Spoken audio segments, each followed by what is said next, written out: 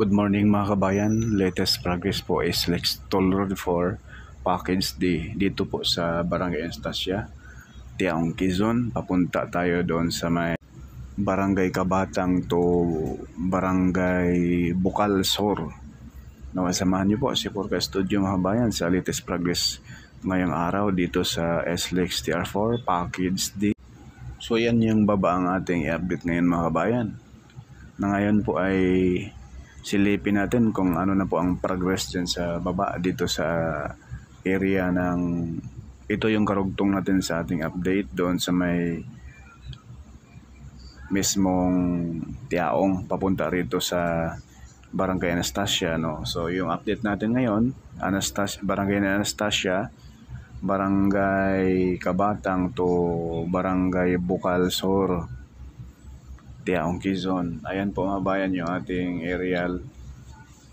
So masisilayan natin dito yung Mount Banahaw at Mount Cristobal na talaga namang napakaganda ng view rito mga kabayan. Napakaswerte yung mga may-ari ng mga farm dito, mga lupain, dahil napakayaman sa agrikultura itong probinsya ng Tiaong, Quezon. So ito na po mga bayan yung ating drone shot. Enjoy po. Paki-like, share at subscribe po. Huwag po tayo mag-skip sa ads mga bayan. Napakalaking tulong na po yan ni Porca Studio. Maraming salamat po. God bless.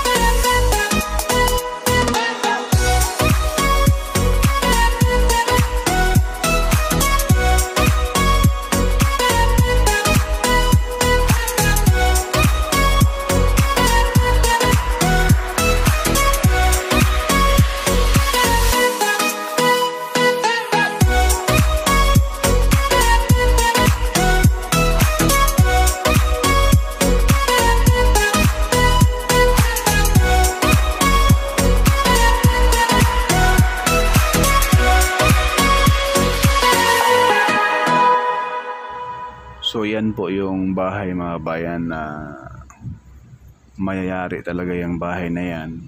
Napakaganda pa naman ng bahay na yan mga kabayan. Talagang sakop po yan. Talagang wasaw talaga yan mga kabayan. Kawawa yung bahay na yan rito sa Barangay Anastasia. Pasok sa SLEX TR4. Ayan po mga kabayan, no? May garahe pa yan. May ano pa. 2 palapag po yan mga kabayan. Magandang bahay.